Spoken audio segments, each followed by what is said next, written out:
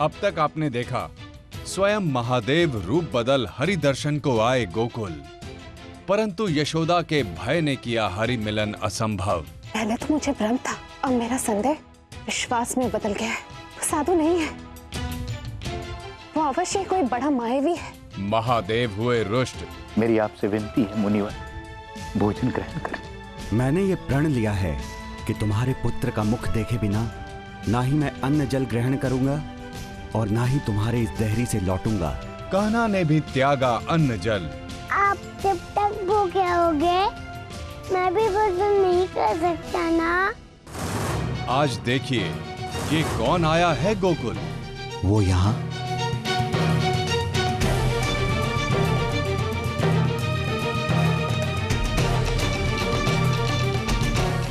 कौन है वहाँ? लला किससे बात कर रहा? कौन हो तुम? मैं कहती हूँ इधर देखो।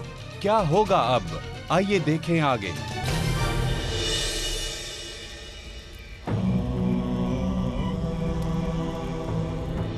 लाओ, मुझे महादेव को कुछ और भी करना है। क्या?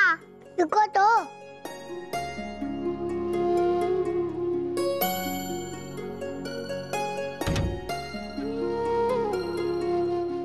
ये लो ताऊ,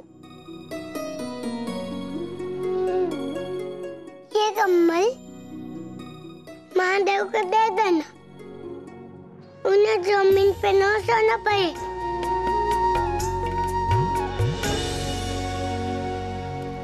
ये क्या कर रहे हो?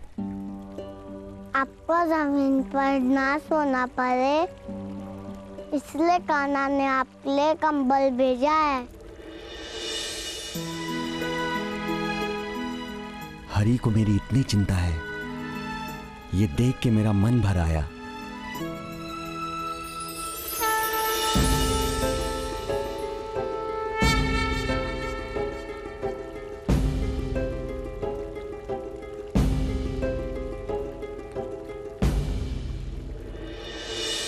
ये रुद्राक्ष मेरी ओर से उन्हें दे देना। मैं तो पता नहीं कब उनके दर्शन कर पाऊंगा। मेरे शरीर का ये भाग उन तक पहुंचे ये भी कम नहीं। ये लो।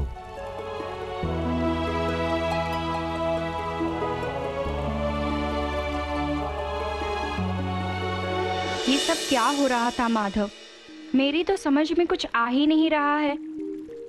यदि आप दाऊ के हाथों महादेव को कंबल भिजवा सकते थे तो फिर महादेव को स्वयं के दर्शन क्यों नहीं दिए?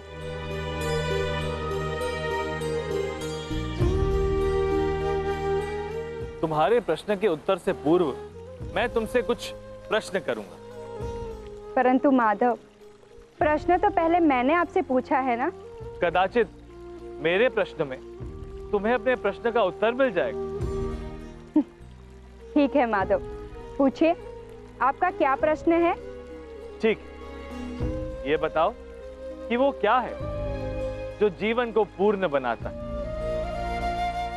वो क्या है जो जीवन को पूर्ण बनाता है? वो है धर्म। और एक माँ को पूर्ण कौन बनाता है? उसकी ममता और उसके संतान के बचपन की अटखेलियां। और एक पति को कौन पूर्ण बनाता है? उसकी अर्धांगिनी, उसकी पत्नी।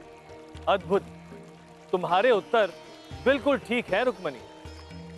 जैसे मैं तुमसे पूरा होता हूं, उसी प्रकार शिव शंभू को पूर्ण बनाती हैं माता पार्वती। और माता पार्वती ही कारण कि शिव शंभू का मुझसे मिलने का उद्देश्य पूरा नहीं हो पा रहा।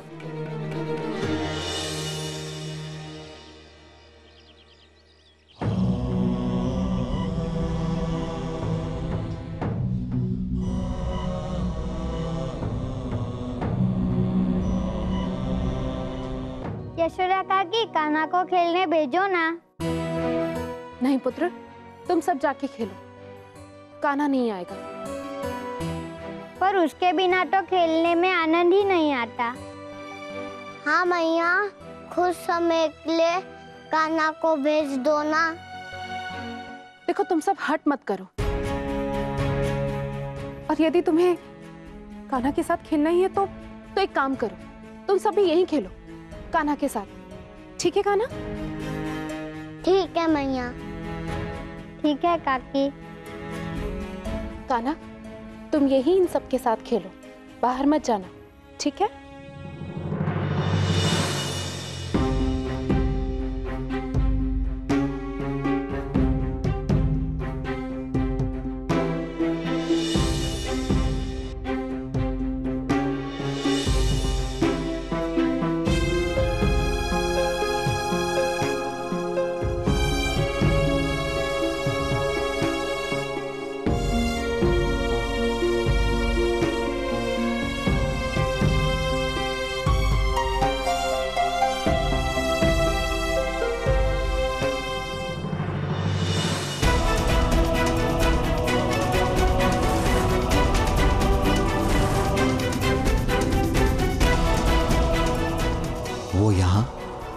किंतु वो यहां क्यों आई है?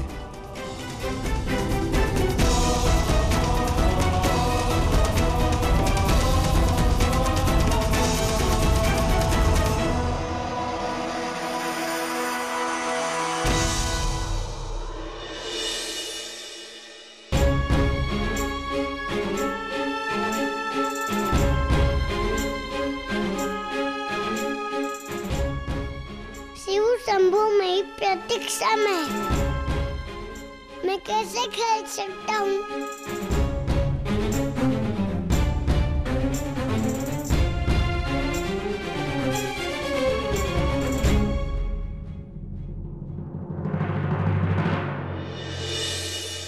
दाऊ, ये क्या किया? शिव शंभू के पैर क्या दी?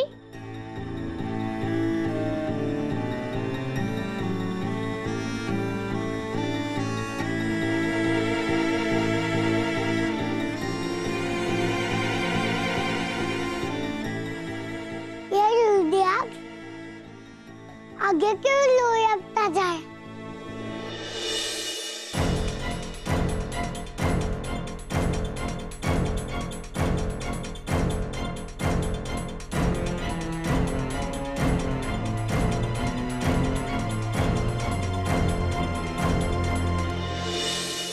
कोई मेरे साथ उपहास तो नहीं कर रहा?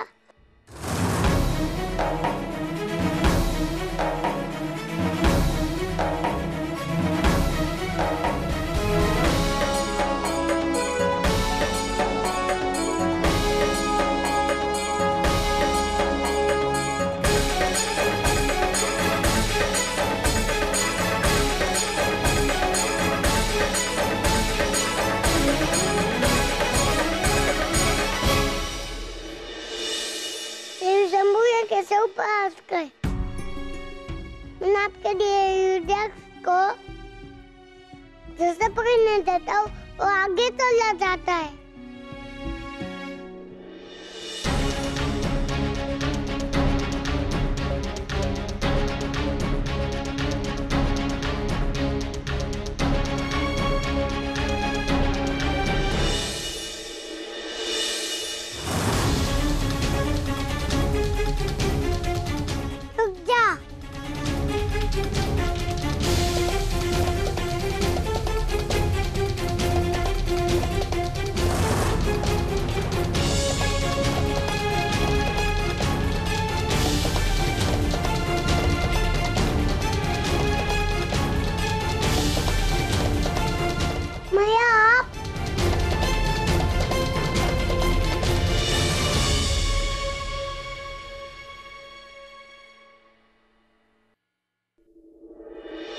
माता पार्वती, क्या वो भी गोकुल आई थी? हाँ रुक्मणी, उनको तो आना ही था। जब शिव शंकर का निश्चय पूर्ण नहीं हो पा रहा था, तो माता पार्वती ने अपने पति के अधूरे निश्चय को पूर्ण करने के लिए शिव शंकर की सहायता करने हेतु स्वयं गोकुल आ गई। वो क्या है ना, अपने नाम के अनुसार भोलेनाथ को ये गूढ़ बातें तनिक कम ही पल्ले पड़ती। अर्थात जब कैलाश पर्वत पर मेरे बाल रूप की चर्चा हो रही थी तो शिवशंकर के साथ साथ कोई और भी था जो मेरे रूप का दर्शन करने को आतुर था। अब मुझे जाना होगा पार्वती। मैं अब हरि को और प्रतीक्षा नहीं करवा सकता। आप अपना ध्यान रखिएगा, मैं शीघ्र लौटूंगा। परंतु मैं भी साथ चलना चाहती हूँ नाथ। पति पत्नी का संबंध शरीर और आत्मा जैसा है। दाम्पत्य का महत्व यह है कि दो लोग एक ही जीवन को धारण करें। युद्ध क्षेत्र में जाते समय एक पत्नी अपने पति के मस्तक पर तिलक लगाती क्योंकि उसकी मनोकामना होती कि उसका पति जिस कार्य के लिए जा रहा है वो सफल। दाम्पत्य में पति का प्रण उसकी पत्नी की पवित्र शक्ति से पूर्ण होता है। इसलिए यह आवश्यक है कि पति कोई भी कार्य करने से पूर्व पत्नी का समर्थन और उसकी शुभेच्छा अपने साथ ले ले। किंतु भोले महादेव ने ऐसा नहीं किया। मुझसे मिलने की धुन में इतने मग्न हो गए थे भोलेनाथ कि उन्होंने मां पार्वती के मन की बात भी नहीं सुनी। जिसने अपने अधंग का मन नहीं समझा उसकी मंशा भला कैसे सफल हो सकती है? तो ये बात है माधव। हाँ रुक्मणी, स्त्री में बहुत शक्ति होती परंतु उसका मन फूल की तरह कोमल होता। मां पार्वती को जब ज्ञात हुआ कि शिवशंकर नंद बाबा के द्वार पर व्यतीत होकर बैठे तो उनसे रुका न गया और मां पार्वती स्वयं गोकुल आ पहुंची। तो क्या माता पार्वती आपको और महादेव को एक साथ मिलवा पाई? ये लो कान्हा, तुम्हारा रुद्राक्ष। अब यहाँ कैसा माता? कौन है? कौन है वहां? अब वहाँ मत जाइए मैया। किंतु क्यों? मैया मुझे अंदर नगर से नहीं मिलने देगी। अब कभी यहाँ से जाने के लिए कह दिया तो?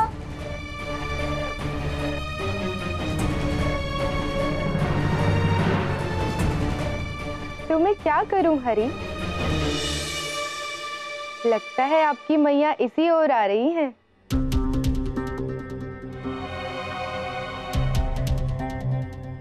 कौन है वहाँ? लला किससे बात कर रहा है? कुछ तो करना होगा।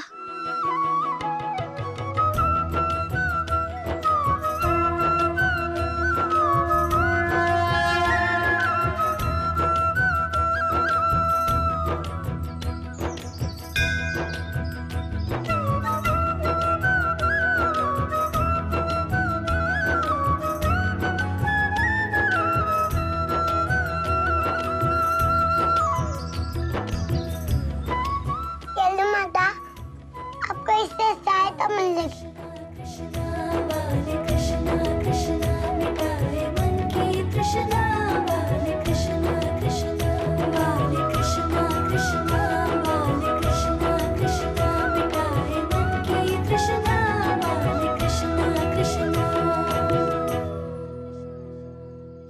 कौन हो तुम?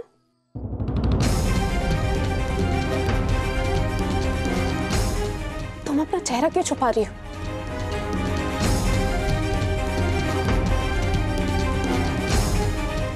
इधर देखो,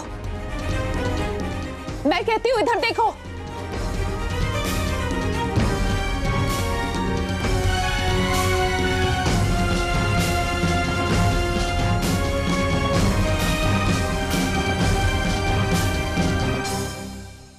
अरे सुबल की माँ,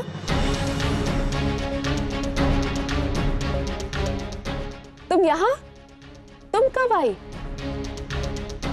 क्षमा करना मैया। आपको ब्रह्म में रखना पड़ा।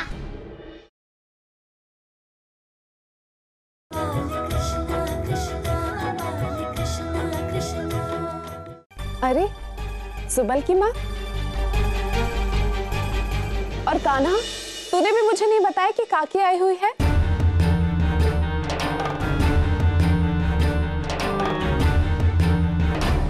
और बताओ सुबल की माँ, कैसी हो? कैसे आना हुआ? तुम्हारे लिए मिठाई लाई हूँ, किंतु यहाँ आकर देखा तुमने गुरुजी को बाहर द्वार पर बिठा रखा है। गुरुजी? हाँ, आओ मेरे साथ। और तुम मुझे लेके कहाँ जा रही हो? गुरुजी के पास। वो तुम्हारे घर के बाहर ध्यान में मगन है। तुम जानती हो उन्हें? हाँ, बहुत पहुंचे हुए साधु हैं ये, और मेरे मायके में तो सब इनके शिष्य हैं। और मैंने इन्हें यहाँ आकर लल्ला को आशीर्वाद देने के लिए कहा था, लेकिन ये क्या यशोदा, एक साधु महात्मा का सत्कार करने की बजाय तुमने उन्हें द्वार पर बिठा दिया।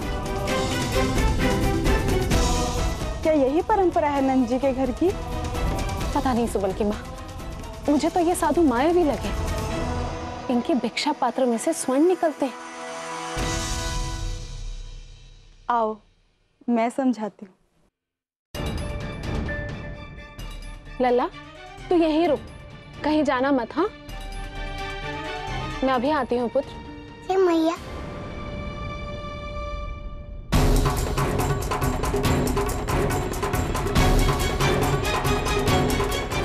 देखो,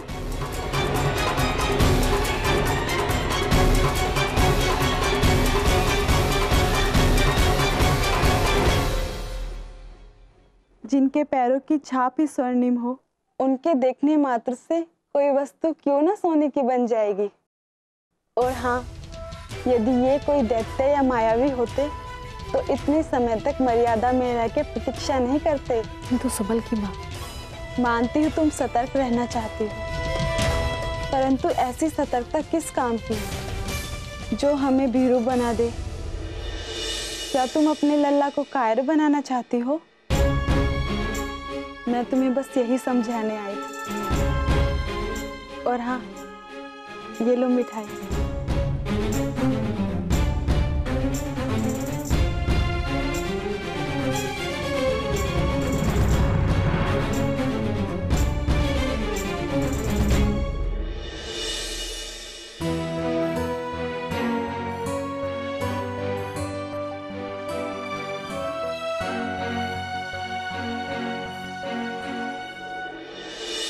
जिनके पैरों की छाप ही स्वर्णिम हो, उनके देखने मात्र से कोई वस्तु क्यों ना सोने की बन जाएगी। कान्हा, मैंने तुम्हारी मैया को समझाने का पूरा प्रयत्न किया है।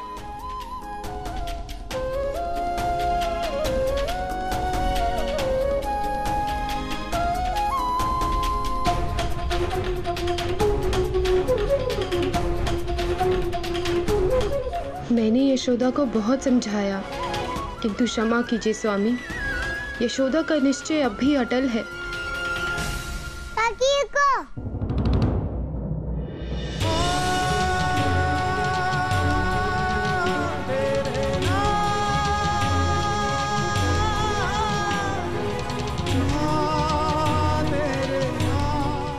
काकी, मैं आपकी बात मान गई है। चलिए अब उन महात्मा से मिलते हैं। वो मेरी प्रतीक्षा कर रहे हैं ना?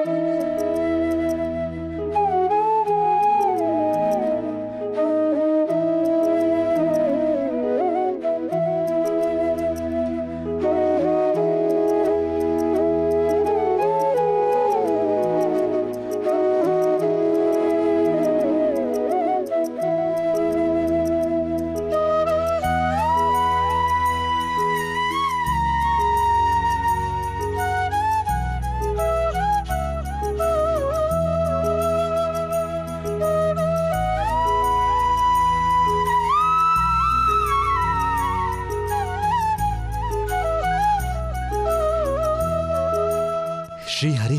कृष्ण कृष्ण कृष्ण कृष्ण कृष्ण कृष्ण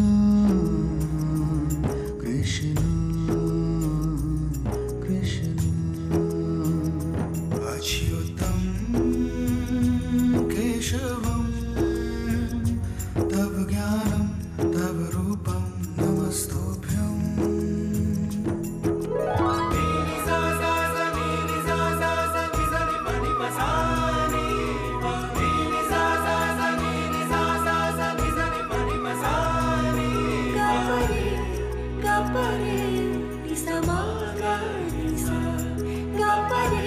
विश्वास नहीं होता,